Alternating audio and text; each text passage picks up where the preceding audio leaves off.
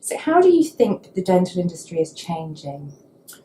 Well, dentistry is, in my 40 years, has gone through a number of different seasons. When I first started in the early 70s, it was so much about being a healthcare professional. And so there was more of a holistic approach to how we looked at patient care, and dental materials were being designed around that. Aesthetic dentistry came into vogue, and we sort of moved away from prevention, if you will. We sort of moved more towards, the kinds of products that had more of an aesthetic appeal, and so the common good of taking care of large populations and things like that sort of was set aside, while we worked on the things that made money. And there was a lot of money being made in those days of aesthetic dentistry.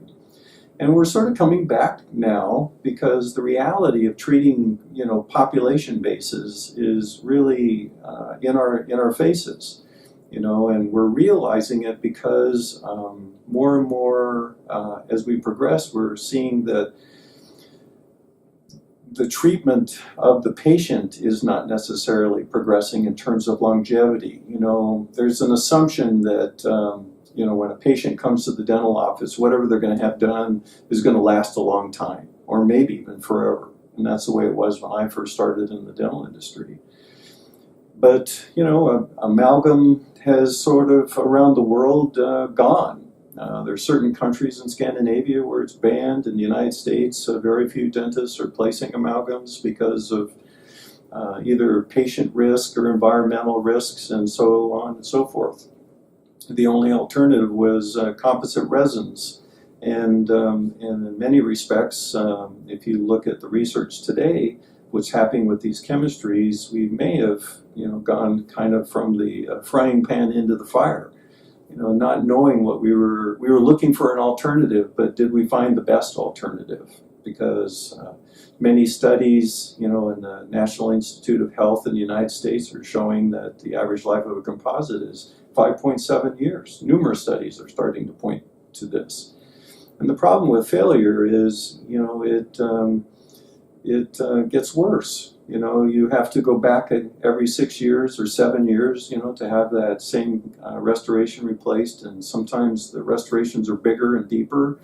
And so we're sort of caught in a vicious cycle now. And so I see more and more of research and a growing entity, especially among younger dentists, to try to solve this problem. And I'm really excited by that. And it's one of the reasons, I'm really staying in the industry is because I see this change coming, and I feel like I can help mentor it, not from a product standpoint, but from a philosophical standpoint of how we can bring better treatment to our patients. So I think it's an exciting time now. I think that many of us in the industry are seeing that there's an answer and that we can head in this direction. And so I feel very fortunate to sort of be a part of all of this, not just a leader in it.